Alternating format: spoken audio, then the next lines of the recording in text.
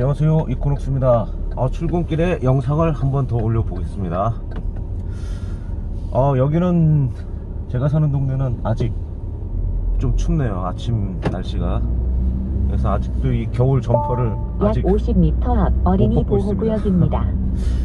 오늘 드릴 말씀은 지난번에 제가 언더코팅에 관해서 말씀을 드렸었는데 거기에 더 부연적으로 몇 가지 더 말씀드리기 위해서 오늘 이 영상을 올리게 됐습니다. 어떤 분이 그 지난번 영상에 그 댓글을 적어 주셨어요.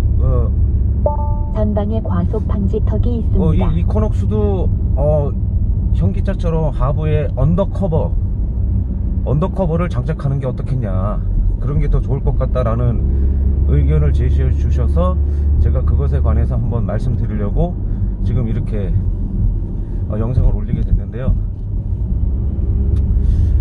언더커버도 요새 기술이 많이 발전이 돼서 불연 재료로 아마 만들어서 장착을 하겠죠. 그런데 이 언더커버에 대한 아픈 기억이 저는 있습니다.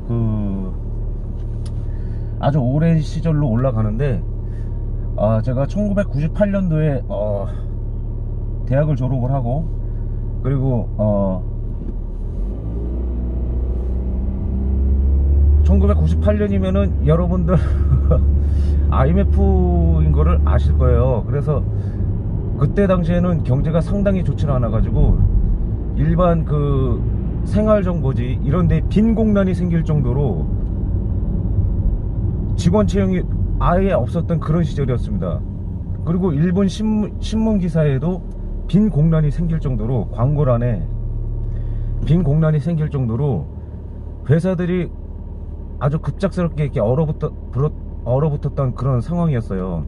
아마 정 궁금하시면 여러분들 국립중앙도서관 이런 데 가셔서 한 20여 년 전 그 신문을 한번 보시면 제가 말씀드린 이런 신문들을 보실 수 있을 거예요.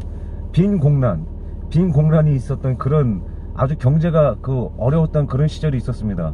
아마 지금 한 40대나 40대 중후반 분들이 보시면은 충분히 좀 그 IMF 시절을 겪었을 그런 분들도 많으실 텐데, 제가 하는 말은 충분히 이해하실 수 있을 거예요. 한 40대 중반 되신 분들은.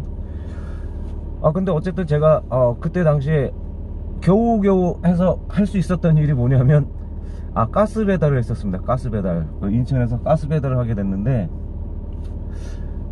제가 몰던 것이 여러분들도 많이 보셨겠지만 1톤 트럭이었습니다. 1톤 트럭. 1톤 트럭을 몰고 이렇게 남동공단을 막 이렇게 다니다가 어느 거래처에 가서 이제 가스를 설치해주고 이제 막 그러는 찰나에 어떤 직원들이 갑자기 제가 몰던 차 밑에 들어가서 뭐를 뜯어내고 있는 거예요. 그래서 제가 가서 지금 뭐 하시는 거예요? 딱 그러니까 그 사람들이 대뜸 저한테 이제 이런 어떤 서류를 보여주면서 이것은 허가받고 하는 거니까 이해를 해주셔야 된다. 그래서 아니 왜 그러셔야 되냐 그랬더니 이 차 밑에 장착한 언더커버를 떼내야 된다 라고 얘기를 하시는 거예요.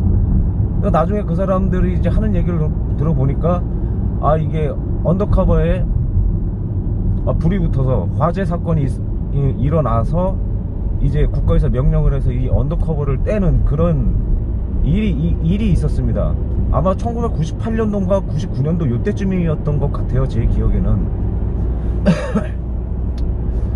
그래서 이게 언더커버라는 데에서도 이게 화재가 발생할 수 있구나 라는 그런 거를 이제 처음 알았죠. 그리고 그때 당시에도 그렇게 흔하게 있었던 일은 아닐 것입니다. 근데 어떠한 그 화재가 한 건 발생한 것으로 인해서 이제 그것을 모두 다 언더커버를 떼러 다니는 그런 직원들이 있었던 것으로 제가 기억을 하고 있어요. 그 이후로 이 언더커버를 장착을 아마 거의 한동안은 안 했을 것입니다. 아마 제가 이것에 대해서 확실하게 말씀드리진 못하겠는데, 약 300m 좌우지간 제가 말씀드리고자 하는 것은 언더커버에 화재가 발생을 해서 이제 언더커버를 떼고 돌아다니는 그러한 사람들이 있었던 것입니다. 그래서 제가 그 얘기를 들어보니까 이 언더커버를 장착하지 않는 것은 이 화재 예방에도 좀 어느 정도 필요하지 않는 것인가 라는 그런 생각도 들었어요. 근데 보통 보면은 제가 쉐보레 차를 몰아봤지만 제가 이전 모델 그 1.4 터보 가솔린 그 트랙스를 엔진오일 갈 때마다 하체를 들어 올리지 않습니까? 그것을 볼 때마다 보면 제가 옛날에 아주 20여 년 전에 봤던 그 커버가 없었습니다. 지금 쉐보레 차도 커버가 없을 거야 아마. 그게 보면은 과연 언더커버가 필요할까 라는 생각이 들어요. 왜냐하면 언더커버를 설치하게 되면은 차체 하부와 지면 사이의 그 높이가 상당히 또 그 거리가 짧아지게 될 거예요. 높이가 낮아지게 될 거예요. 근데 방지턱을 지나갈 때 우리나라에 방지턱이 많은데 그 방지턱이 많은 우리나라 상황에서 언더커버가 있어서 도움이 될 것인가 라는 그런 생각이 들어요. 물론 언더커버가 있음으로 해서 뭐 지면으로 올라오는 오염 물질이 차체로 이렇게 들어오는 거를 어느 정도 막아줄 수는 있지만 그게 전체적으로 다 막아줄 수 있는가? 그것도 아닌 것 같아요. 어쨌든 100% 어쨌든 하부에서 생기는 열도 바깥으로 빼줘야 될 거 아닙니까?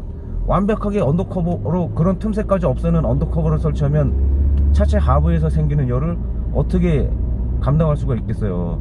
그리고 불연 재료라는 것이 불에 안 붙는 재료가 아니라 그 불에 붙는 속도가 늦춰지게 하는 거 아닙니까? 늦춰지게 하는 거?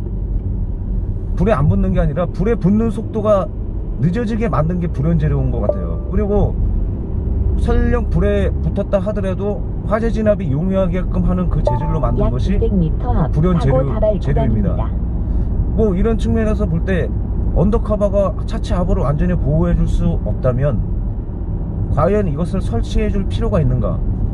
방지턱이 많은 우리나라 현 상황에서 과연 이것이 유용한 건가? 라는 생각이 들어요. 그래서 저는 제 개인적인 생각이지만은 언더커버가 만약에 있다고 그러면 우리 운전자 개인이 하부 하체 관리를 제대로 할 수 있을까라는 생각도 들어요. 뭐 제가 지난번 영상에서도 말씀드렸지만 하부 세차 관리로 충분히 관리할 수 있지 않을까라는 그 의견을 제가 말씀을 드렸는데 그 하부 세차 같은 경우에 언더커버가 있으면 하부 세차를 제대로 할 수 있을까요? 전 그거는 좀 힘들 것 같아요. 그리고 정비할 때 보면 정비소에 들어가서 정비를 하려면 그 언더커버를 떼내야 정비를 할 수 있을 거 아닙니까? 그리고 가볍지도 않을 거예요. 그 정비사들 입장에서도 아마 있으면은 좀 불편하지 않을까라는 그런 생각도 듭니다. 그래서 국산차가 아연도공 강판으로 제작이 됐는지는 잘 모르겠지만 아연도공 강판으로 되어 있다면 굳이 언더커버를 설치할 필요는 없다고 생각을 합니다. 그리고 제가 북미 기준 아연도공 강판에 대해서 말씀을 드렸는데 이 아연도공 강판을 하게 된 그 계기를 잠시 말씀드릴게요. 아연도공 강판은 그 1970년대 후반에서 1980년대 초에 미국에서 이 차량 부식에 대한 문제가 이슈로 부각이 됩니다. 그 전에까지는 뭐 미국 사람들도 뭐 그저 그렇게 이렇게 차를 타고 다니다가 이제 세대가 바뀌고 세대가 이렇게 계속해서 바뀌고 나다 보니까 사람들의 그 눈높이가 높아지는 거겠죠. 그 차에 뭐 부식이 생기고 녹이 생기고 막 구멍이 뚫리고 이러는 걸 보니까 아니 비싸게 주고 산 차가 왜 이래야 되는 거냐. 이제 소비자들의 불만이 높아지는 거예요. 불만이 제기되다 보니까 소비자 단체와 이제 제조사와 이 법적 문제가 이렇게 트러블이 생기게 되겠죠. 그렇게 되다 보니까 나중에 이 법적 분쟁이 계속 되다 보니까 제조사에서 내놓은 대책이 그러면 우리가 옵션으로 언더코팅을 해주마. 그러니까 돈 내는 사람이 안에서 언더코팅을 해주겠다. 이제 이런 식의 반응이 나온 거예요. 그러니까 소비자 단체들이 지금 장난하고 있는 것이냐, 왜 그걸 우리 소비자 돈을 주고 해야 되는 거냐, 자동차를 만드는 너희 당사자들이 튼튼하게 만들어야 되는 것이 기본적인 너희 책임이 아니냐. 이제 이런 식으로 또 법적으로 또 분쟁이 생깁니다. 그러다 보니까 나중에 이 분쟁이 오래 지속되다 보니까 결국에는 이 법제화를 시켜서 그러면 차체 그 코팅 기술을 발전시켜서 녹이 안 쓸게 하는 방법을 찾아라라는 그런 법적인 그 조항이 생기게 되죠. 그것이 바로 아연 도금 강판이에요.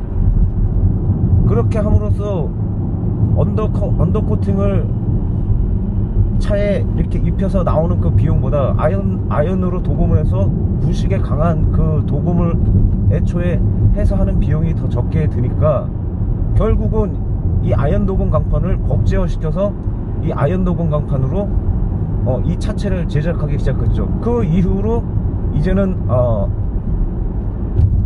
이 아연 도금 강판으로 모든 차체를 제작해서 이 부식에 대한 문제는 거의 이제 종식이 됐다. 이런 형국이 이제 된 겁니다. 그래서 이게 우리나라 차가 아연 도금 강판으로 돼 있는지는 잘 모르겠어요. 아시는 분 있으면 한번 알려주세요. 댓글을 달아주세요. 우리나라 국산차가 아연 도금 강판으로 제작이 되고 있는 것인지. 내가 보면은 제가 1.4 트랙스를 놓고 봤을 때 하부를 엔진오일 갈 때마다 하부를 이렇게 딱 보면은 뭐 녹슨 부분이 없어요. 물론 한 5년 정도밖에 타지는 않았지만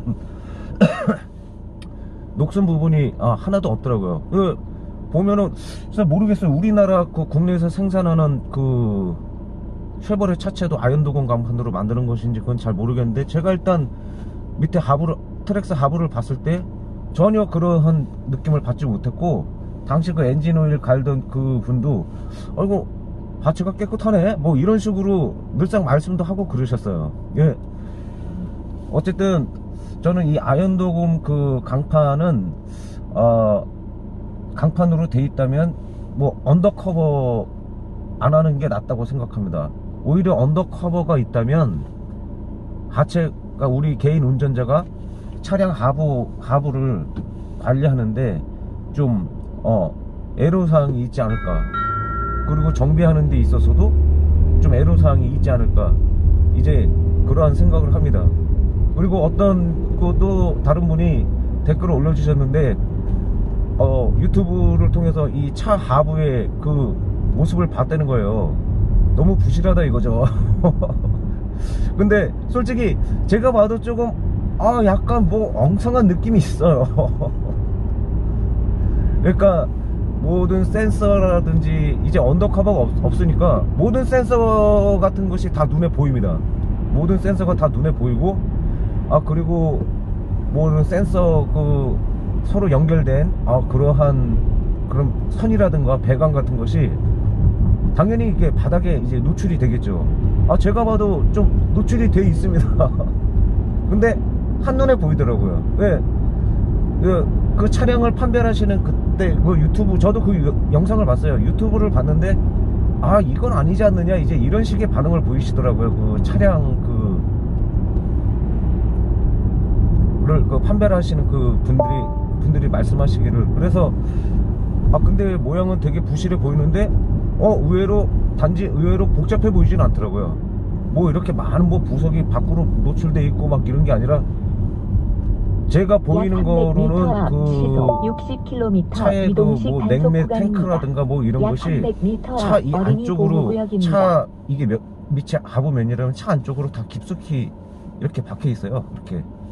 그리고 자세히 보니까 그 밑에 이렇게 부품이 박혀 있다면 그 밑에 모양은 다 이런 식으로, 이런 라운드 계통의 형태로 이렇게 돼 있는 겁니다. 그러니까는 예를 들면 냉매 탱크가 이렇게 안으로 들어와, 이게 하체 하단부 면이고 냉매 탱크가 이렇게 위로 박혀 있다면 이 안에는 이제 라운드 처리가 된 거죠. 라운드 처리가. 그러면은 하부 세차를 해서 이렇게 밑으로 계속 싸주면, 물을 계속 싸주게 되면 이 하부 라운드 되는 데까지 붓겠죠. 그럼 이렇게 터서 바로바로 이런 뭐 염화칼슘이라든가 이런 것을 물이 제거해 주면서 바로바로 흘러내릴 수 있게끔 그렇게 만든 것 같아요. 왜? 그래서 저는 그거를 보니까 요 정도 되면은 하부 세차로는 이제 충분히 커버를 할 수 있을 것 같다 라는 그런 생각이 듭니다. 제 개인적인 생각은 이것은 언더커버는 없는 것이 나을 수도 있겠다라는 생각이 충분히 들어요. 이제는 보니까 이제 겨울은 이제 지났고요. 뭐 염화칼슘 뿌릴 일도 없잖아요. 그러니까는 뭐 이제는 좀 안심할 시점이 됐긴 했지만, 지난번에도 말씀드렸지만 그래도 관리는 해줘야 된다라는 생각이 들어요. 관리는 해줘야 된다라는 생각이 들고, 60km 한 달에 한 번 정도, 어차피 셀프 세차장에 한 달에 한 번쯤은 다 가실 거 아니에요? 한 달에 한 번쯤은 그냥 하부 세차 한번 3분 30초씩 쭉쭉 한번 뿌려주면 어느 정도 이제 관리는 될 거라고 저는 충분히 확신합니다. 보니까 뭐 너무 부실하다 뭐 이런 식으로 하는데, 제가 볼 때 보면 다 이렇게 나름대로의 그런 생각이 있게끔 만들어 놓은 것 같아요. 그러니까 여러분들도 50m 앞 이제 보면 제가 이 하체가 부실한 거는 부실하는 건 차체가 부실하다는 게 아니라 그 이때 마감 처리, 그러니까 좀 이뻐 보이지가 않아요. 솔직히 얘기해서 이 이코녹스 하부가 뭐 밑에 뭐 냉열 배관 뭐 이런 거 한 거 놓은 거 보면 이뻐 보이진 않아요. 이뻐 보이진 않고 근데 어차피 충분히 문제 없이는 이제 만들었을 것 같아요. 이게 정비성도 용이하고, 올릴 때마다 모든 것이 다 오픈되어 있으니까 올릴 때마다 뭐 엔진오일 갈 때 다 올리지 않습니까? 그러면 차 하부에 어떤 문제가 생겨 있는지 그런 거는 바로 명확하게 볼 수 있게끔 만들어 놓은 것 같아요. 그러니까 뭐든지 장단점이 있겠죠. 그러니까 제가 볼 때는 언더커버는 없는 것이 낫다 라는 제 입장을 밝혀드립니다. 그리고 이것은 제 개인적인 생각이고요. 그러니까 모든 면을 봤을 때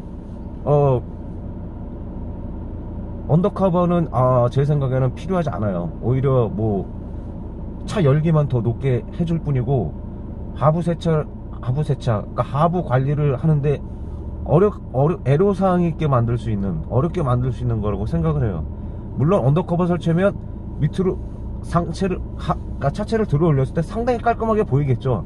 그러나 그것도 잠시일 거예요. 방지턱이 많은 우리나라 실정에서